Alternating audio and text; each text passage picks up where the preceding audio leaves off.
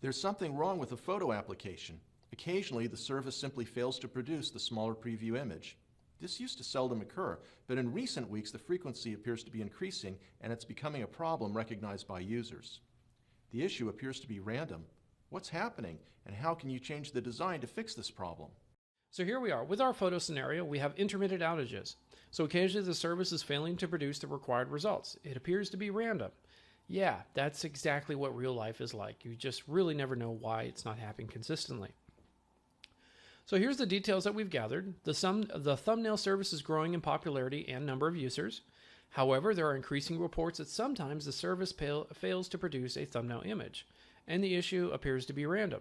So after systematic and logical troubleshooting, we've answered the 5 whys. The team has determined that the root problem is the persistent disk on the application server cannot keep up with the scale of demands being placed on it. Right? So that's the thing. You can scale up CPU, but sometimes your underlying disk I/O performance cannot keep up. As well as something that most people don't think about is disk I/O also does need some CPU, so that could be a problem. But in this case, we're focusing strictly on that there's not enough virtual machine disk I/O power to kind of handle this kind of scale that we're looking at. So when it can't keep up, it's sometimes just randomly dropping transactions. So let's refresh. Here is our business logic. We are taking solid or full-size images, creating thumbnails. We segregated them from a front-end web server to a separate server that processes all of the thumbnails.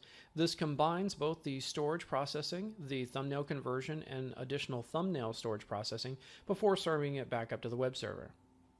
So in our case here, because the disk I/O was the bottleneck here for the thumbnail server, what we've done is the persistent disk is causing scaling issues, so the file system can't handle millions of images.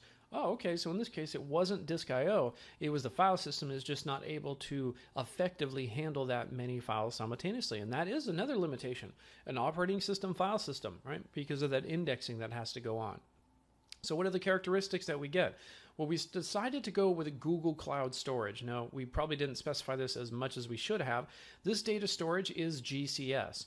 And so what this does is this decouples our storage for unlimited scale because that's what GCS can offer. We did have to rewrite our application code to use API calls versus file system lookups. Now, that's important, right? A slight modification, but not too extraordinary from reading from local files to this GCS storage. Now, we do have to compromise on rewrite latency. So now that the files are no longer local, it's going to be a little bit slower in our processing time.